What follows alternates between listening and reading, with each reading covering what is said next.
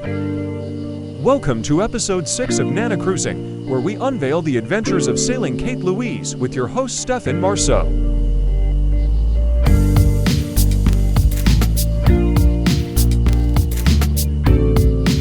Well, welcome back everybody. You recognize this theme song? I think you do. If you're like me and you've been watching all these videos during the winter, today we're talking with Paul from Sailing Kate Louise. In this episode, you'll find out how Paul came about sailing. You'll also find out the process he went through for selecting his boat. This may be helpful to you as well. And also, we'll cover some of his favorite destinations and tips and tricks. I'm pretty excited for this conversation.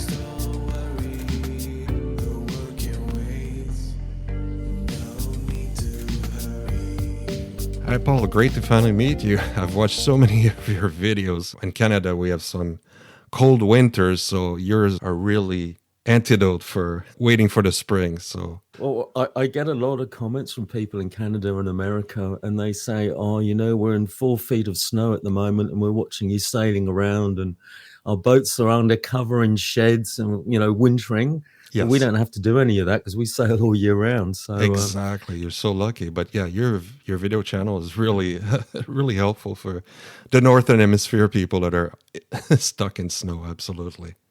And those people in England that we often joke, because I think I was inspired by Roger Barnes, who is quite big in England and is part of the Dinghy Cruising Association and all this, that and the other. And whenever he sails, or he quite often sails in really bad weather. I know, they're tough, those English, aren't they?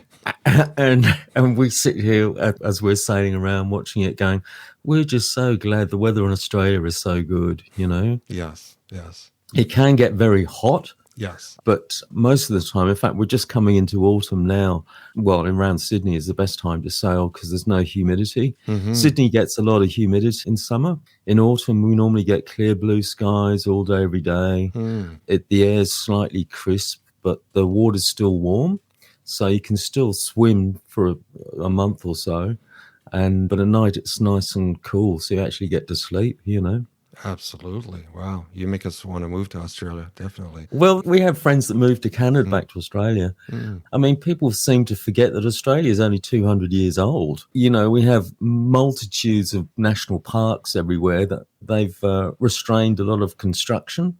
Excellent. So, you're spoilt for choice, really. Yes. That's awesome. So can you tell me how you got into trailer sailing, how you got started with Kate Louise? It's a bit of a long story. That's all right. I hope you've got time. We've got time. May have to do multiple episodes. We'll see. I used to kayak a lot. So basically, I was thinking about this last night. My first memory of sailing, I was about 6 or 7, I think.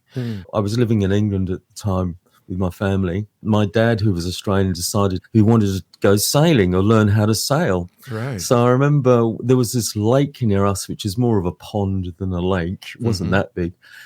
He bought this collapsible boat, which sat on top of a roof rack, and it was a flat pack boat sort of thing, I see. with a sort of plastic sheeting to go around the wooden hull bit. And we drove up to this pond, and it was in the evening because obviously in England it doesn't get dark till about 10 o'clock in summer. And we got this thing off the top of the car. We pushed the floor in, which was an insert piece of timber. Right. And then we went off onto the lake. And that was the start of quite a big adventure because my dad became absolutely hooked. Really, eh? Buying various dinghies called graduates, which timber dinghies, a bit smaller than an Enterprise and a bit smaller than a GP14. And so about 10 or 11 feet. And we used to sail on the lake every Saturday, every Sunday. It went on for years, and he became really good. Then we used to go into the national state championships and do quite well, I think sailing was somehow in my blood somewhere. I mean, I'd never say I'm a fanatical sailor. It's just there in the background. When I came out to Australia, when my kids are about 6 or 7, I wanted to buy a trailer sailor. And obviously, trailer sailors, you're not paying for anti-fouling, you're not paying for mooring fees. Correct. You can, and the main advantage. And howl outs and Yeah. splashing. Yeah. Well, with the whole thing that I think is appealing about trailer sailing is you can go to different places. So most people that have a boat on a mooring, they're only going to sail in the area they've got the mooring, really. Correct. I mean, they might go, I don't know, 10 or 15 miles one way or the other, but they're not really going to go very far. And it's always going to be in the same area. Right. And unless you take a specific vacation that you expend much more amount of time. But yeah, you're correct. Most of the time, that was my drawback sometimes. I'm always going in and out 5-10 miles and coming right back in, right? So. Yeah, there's a lot of very expensive yachts in and around Sydney, and 95% of them only have a motor. I think it's a prestige thing. Yeah. But anyway, so I decided I was going to buy a trailer sailor and ended up getting an Investigator 563, which is an Australian design. Okay. And it's fiberglass, and it's about 18 feet long. And the reason I opted for that was I really only had a couple of choices in fiberglass and small, and the other choice was the Compass Carreels. Were about the same size, but the Compass Carreels have a centerboard. So even though you had a cabin, you lost quite a bit of a leg room with the centerboard case. Whereas the Investigator 563 doesn't have a centerboard. It has a skeg keel that runs along the length of the boat. So there's no centerboard case. So you've got more room. And that was purely the reason I got the Investigator, because of more room with the young family. So we used to go sailing quite a lot around here. I'm lucky I live in the sort of northern suburbs of Sydney. We've got a lot of large waterways around here, and I can also get out into the ocean if I want to. We used to go sailing on that. And then when my kids became, I suppose, adolescent, no longer cool to go sailing with Dad. Right. I ended up selling it and then took up kayaking, and I probably kayaked for about 8 years or so. Right. And I was always looking for a group to go kayaking with and could never really find one. So I ended up going kayaking with another editor friend of mine who was a Kiwi, Torrin, and we used to go off doing kayaking adventures together, which was great fun, obviously up and down a lot more rivers as well as lakes. Nice.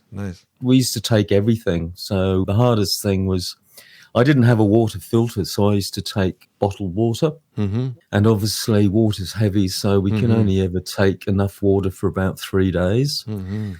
And I had a Prejean Proteus fiberglass kayak, and it was crammed to the rim with everything. Right. And that's where I discovered, I suppose, dehydrated food, because obviously weight and everything was important. So I ended up buying a dehydrator and dehydrating all my own food. Yeah, I saw one of your videos about that. I may go that route eventually too. So.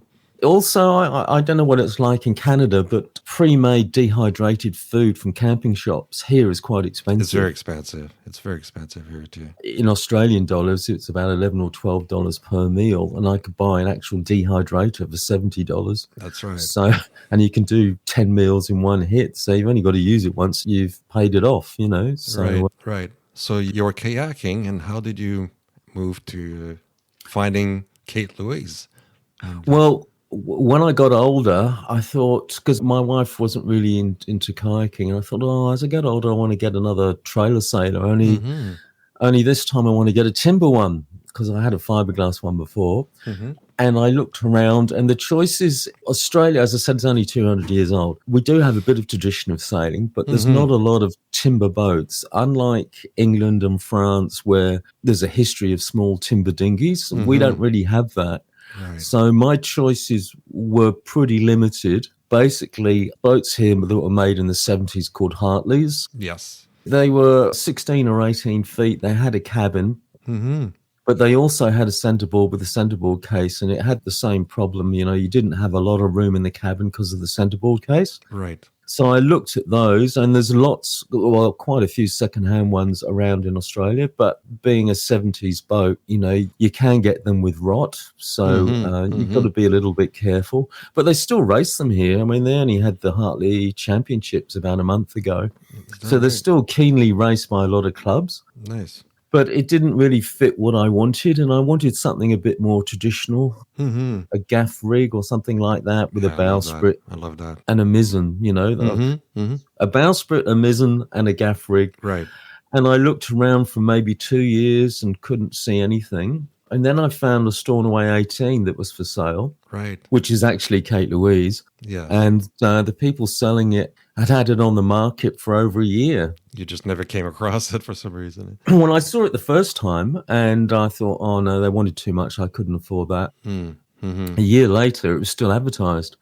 So I rang them up and I said, oh, is this boat still for sale? And they went, yeah, we've dropped the price. And I went, oh, okay. So then I started negotiating with them and eventually got it. But I had to drive all the way up to Queensland to get it, which is a 2-day drive, basically. Right. Beautiful boat, though. Definitely. Well, they're made by Scruffy. Well, they were made by Scruffy Marine up in the Sunshine Coast, and Derek Ellard's the designer, right? Who's English, so he's got the English traditional look to it. And he had 4 or 5 other boats in that sort of style, different sizes, right? But now he's in his mid-70s now and wanted to get off the tools because, as you can appreciate, it takes a lot of man hours making a boat. So I hear they're coming to North America. Have they, I guess, sold the plans or sell some of the business? Is that what I heard? Well, yeah, he basically sold the business to a company called No Coast Boat Works. Oh, okay. Which is in Kansas, because of course there's no coast near Kansas, so it's called No Coast Boat Works. They're going to make them in America, and it's all CNC routed marine ply. It's basically a kit, so you can build it yourself or have it built for you. They're going to start making them there, ship them around the world. Yeah, I'll give you the contact details later if you want to post it somewhere. Definitely, yeah, I'll post that in the notes, definitely. Yeah, because I do get a lot of interest from people in America. Yeah, you're the poster boy for the Stornoway team, I think. I'm not sure about that, but anyway. And it's all unintentional. I just started sailing it, and then Derek rang me up, and, we talked about the boat and this, that, and the other, and I seem to be his publicity machine. I think so. But it's all right. I don't mind doing it. It's a great boat. Yeah. Fantastic. So that's how I got into Kate Louise. So then, how did you get into your sailing channel? Then I started posting a couple of videos, and then people sort of came out of the woodwork and started contacting me. And then I found a group on Facebook called Raid Sydney. Right, now, that's amazing. That's the beauty of that. If you find a group, that's fantastic. Eh? Yeah. Well, raids. If you put Raid Sydney into Google, it normally comes up with drug raids or something like that. Oh my God! Further down the list, you'll find Raid Sydney, and there's a raid in Victoria or Melbourne, and there's one in Queensland as well, and there's one in Tasmania. It's an English and French thing, and probably Scandinavian as well. Where originally it comes from the Viking, Viking definition of what a raid is. So basically, you go somewhere. And on pillage a journey. and pillage. Well, there's not too much no raping or pillaging, but in Europe it tends to be sailing or rowing. Yes, I could have oars, the Stornoway, because mine's a Stornoway 18, but I don't have oars, and most of the people I sail with, they do have oars, but they don't use them because the boats are too heavy to row a long way, you know what I mean? So we tend not to go down rivers too much. We tend to go on lakes. Right. But this Raid Sydney group started 10 years ago by a guy called Robin and Kim. Yeah, and I just found it and clicked on it, and they have events every now and then, which is basically a get-together. They do seem pretty active, so that's great. Well, I just thought, I asked them, I said, do you mind if I video the first one I went on? And they said, no, sure. So I videoed it, and then I stuck the link on the Facebook page, and other people who had dinghies thought, oh, this looks like fun. We're going with people. So the group has just grown and grown and grown. And there's a lot of what I call armchair sailors, because when I started, I think there was 200 people on the Facebook page. Yeah, I and think I've looked now- at the group. It's like 500 people or so, but Yeah, no, I think it's even more than that now. yeah, it's a huge number. And I thought, well, I only see the same 20, 30 people, I think, in the winter when I watch your videos. Right? Yeah, So, but I do have to say, of the 500, there's probably only 20 that actually sail. right, that's what I think. Yes, right. Well, there's quite a few. I mean, to be fair, there's quite a few people building boats or restoring boats as well, so they haven't Right. sort of joined yet or come for a sail. But it's very casual, you know. It's all Great. free. There's no joining fee. It's not an No. association. There's no rules or regulations. You know, Australians are probably like Canadians. You know, Yeah. we hate anything to do with being regulated. So Yeah, we're kind you know, of the it's- same. We do have a group here. There's two groups actually around, and they're the same free group. Just get together. It's called the Can-Am Dinghy Cruising Right. Association and the Ottawa Mess About group. They're two different Yeah. groups that go on little adventures like that, and yeah. it's all free, like you're saying. It's just getting Yeah. together. Exactly. To me, it's all about just having fun. You Right. know? Right. And I think we're just really lucky that we found a whole group of people that all come from sort of New South Wales. Some come down from Queensland occasionally. We just go places and have a fun. And it's also, you know, having a fire at night, you know, and sitting around chatting. And nobody, I would say, is a serious sailor, you know, that wants to dominate conversation or anything like that. Nice. Sounds Sounds they're like a all good just group. they're really nice guys, and you know you can have a laugh, you know, and we Right. do, you know, and some of them have built their own boats because, like me, when they were looking, they couldn't find what they wanted. They had the time and the energy to build a boat, which I didn't really. So, No, I'd love to build a boat, but I'm the same. It's too much energy. So well, it's funny because we occasionally, I mean, there's some of the guys in the group have got really good deals on boats. I mean, it's ridiculously cheap boats. And it's basically some people want to build a boat but don't want to sail. yeah, there's those. So they build the boat because it's the experience of building a boat. Right. And then when they finish it, they go, oh, and they just sell it. And they never really recoup the man hours you put into building a boat. You can't. Even the material's pretty hard to recoup. So tell me about some of your experience and destinations. I know we hear a lot about Lake Macquarie, I think it's called. And Yeah. So tell us some of your favorite destinations and experiences that you have with your group. We tend to go within driving, probably anywhere up to 4 hours from Sydney. Lake Macquarie for me is only 2 hours, but if you live on the other side of Sydney, you've got to come all the way through Sydney, so it's probably 3 hours for people on the south side. But we're lucky because on the east coast of Australia, there are a lot of quite large inland lakes. And when I say inland, they're only just inland, so there's normally a sand spit. And then behind that, there's a lake, which would have been a lagoon once upon a Yeah, time. I actually looked it up because at first I thought, aren't they sailing in the oceans? You know, they're over there. But now I looked it up. No, they're inland lake. We're really lucky. Where I am, I can get out into the ocean, but it's only an 18-foot boat. Right. You're sailing by yourself. Often we are. Got to be a little bit careful. Absolutely. You got to respect it. Well, you're going to get 2 or 3 meters swell. And I think some people go, oh, you know, you never really go up and down the coast. Well, a lot of the east coast of Australia is cliffs, and there aren't that many good harbours that are close to each other. So it's not like you can, in some places, you know, just go from fjord to fjord. Yeah, you've got to go a long way and you can get stuck out there. So that's not fine if you're in a yacht. Doing it by yourself in a dinghy, you've got to be a bit careful. So basically, we use a lot of the lakes that are around. Lake Macquarie for us is about 2 hours north, and Mile Lakes is just another half an hour past there. And Mile Lakes is just fantastic. I go there, I don't know, 3 or 4 times a year probably. And it's all in a national park. The whole thing's in a national park.